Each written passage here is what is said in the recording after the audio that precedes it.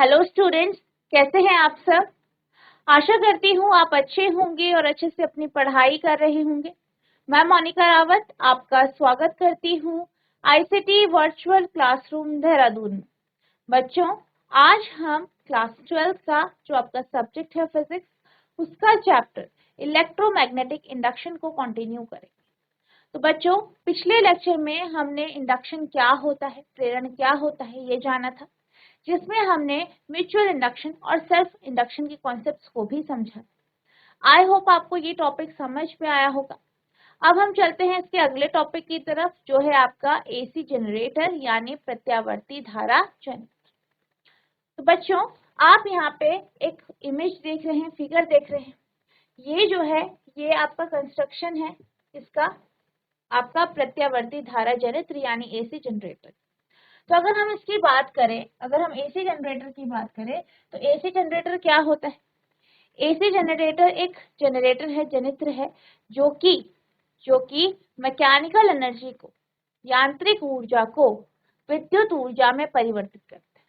ठीक है, इसका मतलब क्या है कि हम जो है इस जनित्र में या जो जनरेटर है इसमें हम मैकेनिकल एनर्जी देते हैं और ये मैकेनिकल एनर्जी आपकी इलेक्ट्रिकल एनर्जी में कन्वर्ट होती है। जैसे कि आप इसके एग्जांपल्स देख सकते हैं कि जब हम हाइड्रो पावर प्लांट के बारे में बात करते हैं, ठीक है, जल विद्युत संयंत्र के बारे में बात करते हैं, तो वहां आपके जो टरबाइंस होते हैं, टरबाइंस को हम मूव कराते हैं, गति कराते हैं, किसके माध्यम से, पानी के माध्यम से। हम क्या करते हैं, पानी को एक हाइट से, ऊंचाई से नीचे गिराते हैं, आपके जो टरबाइंस होते हैं उन पे गिराते हैं, फिर टरबाइन मूव करते हैं, गति करते हैं। तो टरबाइन मूव करते हैं तो क्या हो रहा है, आपका जो पोटेंशियल एनर्जी है, पानी की जो पोटेंशियल एनर्जी है वो आपकी मैकेनिकल एनर्जी में कन्वर्ट हो रही है। यानी जनित्र घूम रहा है तो वो मैकेनिकल एनर्जी यानी यांत्रिक ऊर्जा के कारण घूम रहा है। अब वो घूमता है, ठीक है, गोल गोल घूमता है, मैकेनिकल एनर्जी होती है। फिर उस टरबाइंस के माध्यम से जो है आपके जो जनरेटर होता है उसको मूव कराया जाता है, और जनरेटर में जो मैकेनिकल एनर्जी है यानी यांत्रिक ऊर्जा, जो कि टरबाइन के मोशन के कारण या टरबाइन की गतिशील होने के कारण जो दी जाती है, उसे विद्युत ऊर्जा में परिवर्तित किया जाता है।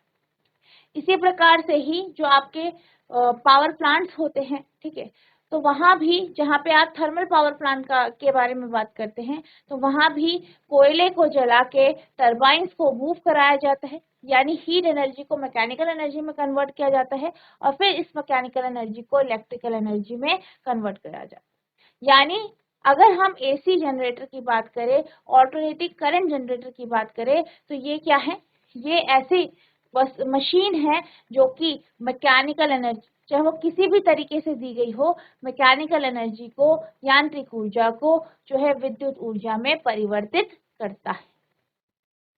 AC generator is a machine that converts mechanical energy into electrical energy. जनित्र यांत्रिक ऊर्जा को विद्युत ऊर्जा में परिवर्तित करता है। अब जो आपके जनरेटर होते हैं, जैसे कि हमने अभी डिस्कस किया, तो ये जो जनरेटर होते हैं, the generator input supply is mechanical energy. In generator में जो हम सप्लाई करते हैं एनर्जी, जिस ऊर्जा को देते हैं, उसे हम मैकेनिकल एनर्जी कहते हैं, यानी यांत्रिक ऊर्जा कहते हैं। और ये हमें किसके माध्यम से मिलती है, supplied by steam turbine, gas turbine, combustion engine. तो ये किसके माध्यम से दी जाती है, जो कि आपकी स्टीम टरबाइन होती है। जैसे कि आपकी हमने बात की थर्मल पावर प्लांट में, वहां पे हम क्या करते हैं, जो आपका कोयला होता है उसे जलाते हैं, उसकी हीट से जो टरबाइन को मूव कराते हैं, तो स्टीम टरबाइन के माध्यम से। इसी प्रकार से गैसों के माध्यम से, ठीक है, गैसों के माध्यम से, गैस के फोर्स के माध्यम से हम क्या करते हैं, जो आपके गैस टरबाइन होते हैं, जो आपके गैस टरबाइंस होते हैं उन्हें मूव कराते हैं। कंबशन इंजन के माध्यम से हम क्या करते हैं, मैकेनिकल एनर्जी को इस जनरेटर में देते हैं। एसी जनरेटर की इनपुट आपूर्ति स्टीम टरबाइन, गैस टरबाइन और दहन इंजन द्वारा आपूर्ति की जाने वाली यांत्रिक ऊर्जा है। अगर हम बात करें, हम क्या दे रहे हैं, यांत्रिक ऊर्जा। इसको जनरेटर किस में कन्वर्ट करता है? इसको जनरेटर जो है EMI या इलेक्ट्रोमैग्नेटिक इंडक्शन की जो प्रॉपर्टी है, इसका यूज करके ये क्या करता है, इसे AC में कन्वर्ट करता है या इलेक्ट्रिक करंट या ऑल्टरनेटिंग इलेक्ट्रिक करंट में, ऑल्टरनेटिंग इलेक्ट्रिक पावर में इसे परिवर्तित करता है। The output is alternating electric power in the form of alternating voltage and current. तो इसका जो इनपुट है वो क्या है? मैकेनिकल एनर्जी है, यांत्रिक ऊर्जा है जो टरबाइन के मोशन से मिलती है, और इसका जो आउटपुट है वो क्या है? वो है ऑल्टरनेटिंग इलेक्ट्रिकल पावर, या हम कह सकते हैं AC या ऑल्टरनेटिंग करंट या ऑल्टरनेटिंग वोल्टेज। अब हम बात करते हैं कि जो आपका AC जनरेटर होता है वो किस प्रिंसिपल पे कार्य करता है। तो अगर हम बात करें AC जनरेटर की, तो ये इलेक्ट्रोमैग्नेटिक इंडक्शन के प्रिंसिपल पे कार्य करता है। हम कैसे कह सकते हैं? जैसे कि आप जानते हैं कि जो आपके AC जनरेटर होता है, इसका जो है आपका स्ट्रक्चर कुछ इस तरीके से होता है। हम क्या करते हैं, मैग्नेट लेते हैं, मैग्नेट के दो पोल, नॉर्थ पोल, साउथ पोल, उत्तरी ध्रुव और दक्षिणी ध्रुव। इसके बीच में हम एक वायर को, जो कि रेक्टेंगुलर वायर आपको यहाँ दिखाई दे रही होगी, इसे रखते हैं, और इस रेक्टेंगुलर वायर को हम जो है इस तरीके से स्प्लिट रिंग से, जो स्प्लिट रिंग और ब्रशेस हैं उनसे जोड़ते हैं, और इन्हें फिर एक लोड से जोड़ देते हैं जहाँ पे हमें electricity supply.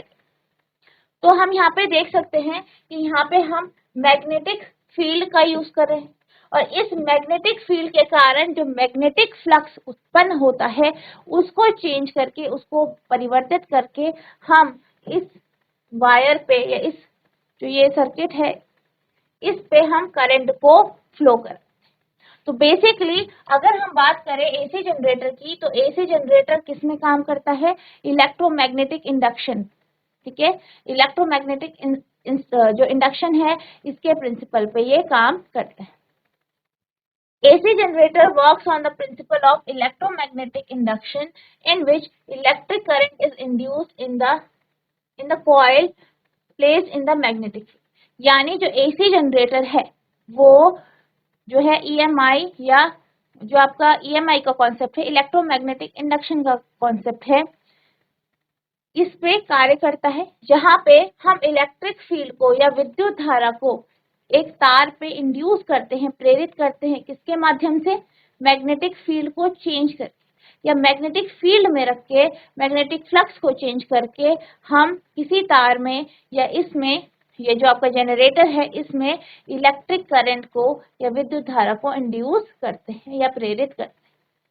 AC generator electromagnetic induction के सिद्धांत पर काम करता है, जिसमें चुंबकीय क्षेत्र में रखी गई कॉइल में विद्युत प्रवाह प्रेरित होता है।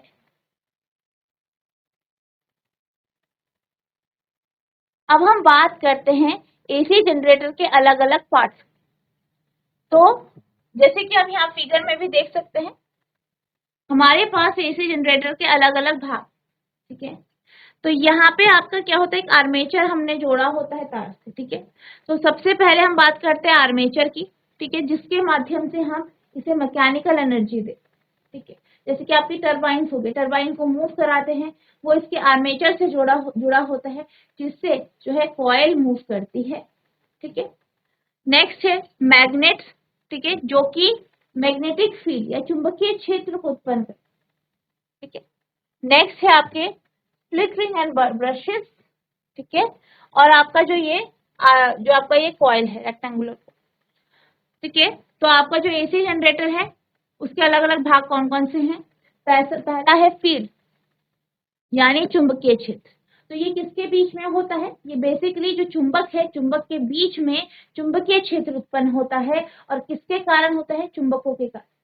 आप ये जानते हैं कि जो चुंबक होते हैं वो मैग्नेटिक फील्ड या चुंबकीय क्षेत्र को उत्पन्न करते हैं, तो ये बेसिकली आपके चुंबक के बीच में होता है। दूसरा है आर्मेचर। आर्मेचर का उपयोग जो कॉइल है उसे मूव कराने के लिए किया जाता है, ठीक है। जो रेक्टेंगुलर कॉइल है उसको गति कराने के लिए, मूव कराने के लिए हम आर्मेचर का यूज करते हैं। नेक्स्ट है ब्रशेस। ये ब्रशेस जो होते हैं वो AC करंट में जो है मूवमेंट में हेल्प करते हैं, ठीक है, ये बेसिकली उस कॉइल को जो उसका लोड होता है या सर्किट होता है उससे जोड़ने का कार्य करते हैं। और इनके बीच में जो है वो स्प्लिट रिंग्स लगे हो। अब ये जो स्प्लिट रिंग्स और ब्रशेस होते हैं ये मोस्टली कार्बन के बने होते हैं, कार्बन स्प्लिट रिंग्स होते हैं। और अगर हम बात करें आर्मेचर की, तो आर्मेचर से हम क्या करते हैं, कॉइल को मूव कराते हैं। ठीक है, अब हम बात करते हैं कि आखिर जो आपका ये एसी जनरेटर है ये किस प्रकार से कार्य करता है। हम क्या करते हैं, एक रेक्टेंगुलर कॉइल ले लेते हैं। मान लीजिए ये कॉइल है ए,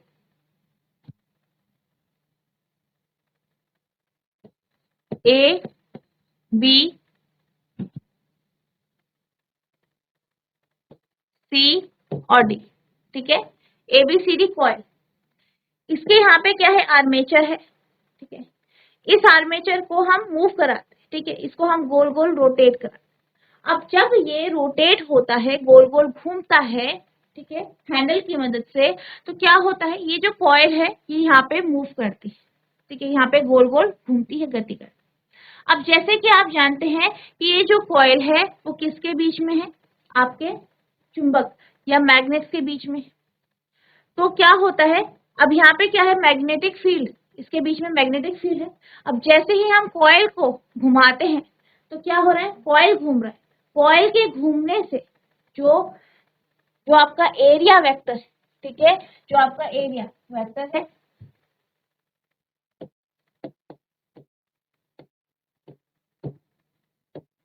और जो आपका बी है यानी मैग्नेटिक फील्ड वेक्टर, इन दोनों के बीच का जो एंगल है यानी थीटा, या जो आप कहते हैं कि magnetic flux phi equals to B A cos theta कहते हैं।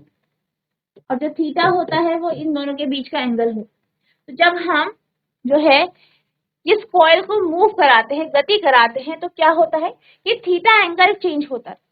अब थीटा एंगल चेंज हो रहा है, ठीक है, थीटा एंगल क्या हो रहा है, चेंज हो रहा है, वेरी कर रहा है।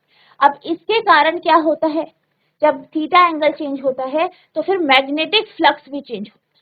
ठीक है, यानी इस तार से रिलेटेड जो मैग्नेटिक फ्लक्स है जो यहाँ पे उत्पन्न हो रहा है वो भी बदलता रहता है। इसके कारण क्या होता है, मैग्नेटिक फ्लक्स चेंज होता है। तो जैसे कि आपने पढ़ा है ईएमआई के कॉन्सेप्ट में कि जब मैग्नेटिक फ्लक्स को चेंज किया जाता है, ठीक है, जैसे हमने फैराडे के कॉन्सेप्ट में पढ़ा था, उसमें हमने क्या देखा था कि आप जब फैराडे के एक्सपेरिमेंट में, पहले एक्सपेरिमेंट में हमने देखा था कि जब आप किसी कॉइल के पास मैग्नेट को आगे पीछे मूव कराते हैं तो मैग्नेटिक फ्लक्स चेंज होता है, जिसके कारण ईएमएफ या इलेक्ट्रिसिटी इंड्यूस होती है या करंट इंड्यूस होती है। इसी तरीके से एक कॉइल है जो कि सोलोनॉइड है या कोई भी कॉइल है, उसके चारों तरफ मैग्नेटिक फील्ड प्रोड्यूस होती है। और जब आप उसे आगे पीछे मूव कराते हैं दूसरी कॉइल के, तो क्या होता है, उस कॉइल में जो कि एक जगह स्थिर है उस पर करंट प्रोड्यूस होता है। इसी तरीके से जब आप इसे मूव कराते हैं तो थीटा एंगल चेंज होता रहता है। अब थीटा एंगल चेंज होता है जिस कारण इस कॉइल से जो रिलेटेड मैग्नेटिक फ्लक्स है, चुंबकीय फ्लक्स है, वो भी बदलता रहता है। और इसके कारण इस कॉइल एबीसीडी में करंट इंड्यूस हो जाता है, यानी विद्युत धारा या ईएमएफ इंड्यूस होता है। अब ये जब ईएमएफ इंड्यूस होता है तो इसका जो फ्लो होता है कुछ इस तरीके से होता है। जैसे कि आपने इसे घुमाया इस तरीके से, तो पहले केस में क्या हुआ, पहले केस में, ठीक है, पहले केस में अगर हम इसको आर एस पी क्यू मान ले, तो पहले केस में क्या हुआ, ये जो है, ये जो कॉइल का ये जो सिरा है ये इस तरीके से बाहर हो गया, और जो नीचे का सिरा है वो आपका पी क्यू है। ठीक है, इस तरीके से खड़ा हो। अब आप यहाँ पे देख सकते हैं कि ये क्या है, ये एरिया है जहां से मैग्नेटिक फील्ड लाइंस गुजर रही है, यानी चुंबकीय क्षेत्र रेखाएं किससे गुजर रही है, इस area P Q R S, ठीक है, यहाँ से गुजर रही है। ठीक है, अब अगर हम एरिया वेक्टर की बात करें, एरिया वेक्टर आपका जो है वो भी इसी दिशा में है, यानी बी की दिशा भी वही है, ए की दिशा भी वही। ठीक है, तो पहले केस में क्या हुआ, phi equals to B A cos theta. अब बी और ए की दिशा सेम है, एक ही है, यानी इनके बीच का एंगल क्या है, 0 है। तो क्या हो जाएगा, फाई इक्वल्स टू बी ए। और ये क्या है, एंगल 0 है, cos 0 कितना होता है आपका 1। तो ये आपका बी आ गया। यानी पहले केस में जब आपका कॉइल इस तरीके से रहता है, पी क्यू आर एस जो कॉइल है वो इस तरीके से है, परपेंडिकुलर है फील्ड के, तो इस केस में इससे जो फ्लक्स पास हो रहा है वो मैक्सिमम है। ठीक है, मैक्सिमम फ्लक्स पास हो रहा है, यानी इससे मैक्सिमम करंट फ्लो होगी। अब करंट फ्लो होगी तो वो कुछ इस तरीके से होगी,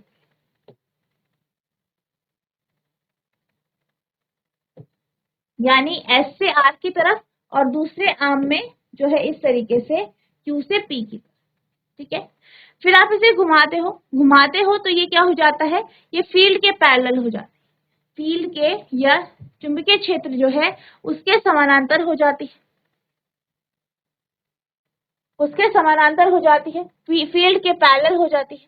अब इस केस में जब वो फील्ड के पैरेलल हो जाती है, समानांतर हो जाती है, तो आप देख सकते हैं कि जो एरिया वेक्टर है वो नीचे की तरफ हो गया और बी की दिशा ये होगी, यानी ए की दिशा ये है, बी की ये है, इनके बीच में एंगल बन गया 90 डिग्री। क्या बन गया, 90 डिग्री का एंगल बन गया। यानी इस केस में क्या हुआ, phi equals to second case में बी ए कॉस 90 डिग्री। अब अगर हम 90 डिग्री की बात करें तो आपका बी ए 90 डिग्री कॉस 90 आपका 0 होता है, यानी इस केस में जो है आपका फ्लक्स मिनिमम होगा। क्या होगा, मिनिमम होगा। तो आप देख सकते हैं कि जैसे जैसे हम जो कॉइल है उसे घुमा रहे हैं, वैसे वैसे करके जो है फ्लक्स चेंज हो रहा है। फ्लक्स चेंज हो रहा है तो क्या हो रहा है, करंट का अमाउंट भी कम होता जाए। नेक्स्ट अगले केस में जब हम इसे घुमा देते हैं और पी क्यू ऊपर की तरफ आ जाता है और आर एस नीचे की तरफ आ जाता है, तो इस केस में क्या होता है कि आपका जो एरिया वेक्टर है वो इस तरफ है और फील्ड की दिशा इस तरफ है। ठीक है, तो यानी दोनों के बीच में जो थीटा एंगल है वो 180 डिग्री का बन रहा है। तो इस केस में जो फाई होगा वो आपका बी ए कॉस 180 होगा, तो ये हो जाएगा आपका माइनस बी ए। ठीक है, अब आप यहाँ पे देख सकते हैं कि इस केस में जो करंट है उसकी डायरेक्शन बदल। इस केस में पी क्यू में पहले जो करंट है वो क्यू से पी की तरफ जा रही थी, अब इस केस में जो करंट है वो पी से क्यू की तरफ जा रही है। वहीं एस आर वाले केस में पहले करंट एस से आर की तरफ जा रही थी, वहीं सेकंड केस में जो करंट जा रही है वो आर से एस की तरफ जा रही है। यानी करंट का या जो ईएमएफ है उसकी डायरेक्शन चेंज हो, क्या हो गई, उसकी डायरेक्शन चेंज हो गई, उसकी दिशा बदल गई। ठीक है, तो हम ये देख सकते हैं कि हाफ साइकिल के बाद इसकी दिशा बदल। फिर हम इसे घुमाते हैं, फिर से घुमाते हैं। इस केस में फिर दोबारे से जो है ये जो आपका ये कॉइल है, इसका ये जो है ये आपके फील्ड के पैरेलल हो जाता है, यानी समानांतर हो जाता है। इस केस में जो एरिया है वो ऊपर की तरफ हो गया। ठीक है, फील्ड आपकी इस तरफ हो गई और इनके बीच में 270 डिग्री का एंगल। ठीक है, 270 डिग्री का एंगल बन। अब इस केस में आप देख सकते हैं कि अब दूसरी दिशा में या जो दूसरी दिशा है उधर पे करंट फ्लो हो। ठीक है, अब इसके बाद क्या हुआ, फिर इसको घुमाया तो एस आर ऊपर हो गया, पी क्यू नीचे आ गया।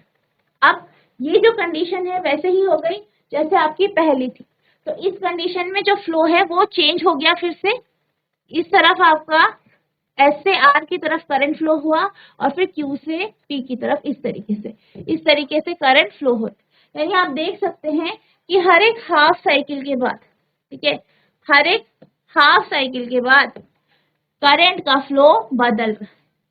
तो इसीलिए हम इसे ऑल्टरनेट करंट कहते हैं, क्योंकि हाफ साइकिल के बाद क्या होता है, इसका जो डायरेक्शन होती है, करंट की जो डायरेक्शन होती है, दिशा होती है, वो बदलती है। ठीक है, आप यहाँ पे देख सकते हैं और इसका जो ग्राफ है इसी तरीके से बनता है, इस तरीके से इसका ग्राफ बनता है, साइन ग्राफ जो है इस तरीके से बनता है।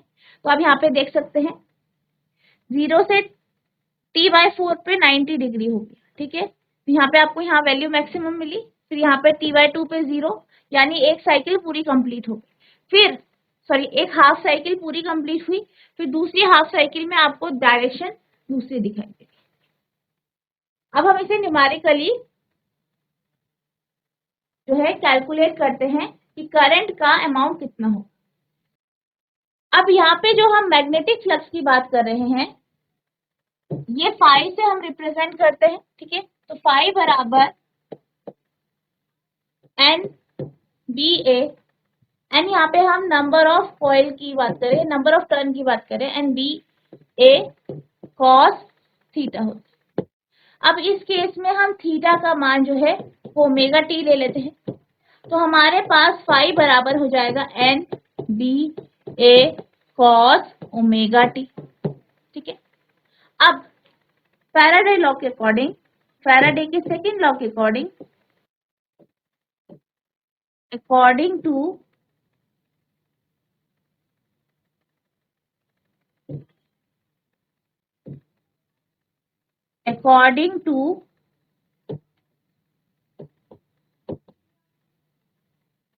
Faraday's सेकेंड लॉ जो है आपका माइनस ई बराबर minus D phi by T T होता। यानी हमने क्या पढ़ा था, हमने ये पढ़ा था कि जो आपका ईएमएफ इंड्यूस होता है वो बराबर होता है rate of change of flux, ठीक है। तो E equals to minus D by phi by D T. अब आप यहाँ पे फाई की वैल्यू रख देंगे, तो E equals to minus D by D t. Phi कितना है आपका N B A cos omega T, ठीक है। ये आपका इक्वेशन 1 से आया। तो E equals to N B A constant है, बाहर ले लेंगे, d by d t of cos omega t equals to minus N B A, ठीक है। अब इसका आप क्या करेंगे, डिफरेंशिएशन अब करें। तो आप ये जानते हैं कि अगर हम डिफरेंशिएशन करें ऑफ कॉस थीटा का, तो ये आपके पास आता है साइन थीटा, ठीक है, D theta by d T, ठीक है, इस तरीके से आता है। अब इसी तरीके से आप क्या करेंगे, इसको करेंगे, तो यहाँ पे आपके पास ओमेगा बाहर आ जाएगा, ठीक है, क्योंकि ये कांस्टेंट है इसलिए ये बाहर आ जाएगा, और अंदर आप इसका डिफरेंशिएशन करेंगे तो ये आ जाएगा साइन ओमेगा टी, ठीक है। तो आपका हो जाएगा E equals to minus N B A omega sine omega. अब ये जो आपका कॉस ओमेगा टी होता है ये माइनस साइन होता है, तो यहाँ पे आपका प्लस आ जाएगा, ठीक है, ये माइनस नहीं होगा, यहाँ पे प्लस आ जाएगा। तो ये equals to N B A omega sine omega T हो जाएगा। अब ये जो है इसकी अगर हम बात करें तो साइन जो है 90 डिग्री जो होता है वो 1 होता है, ठीक है।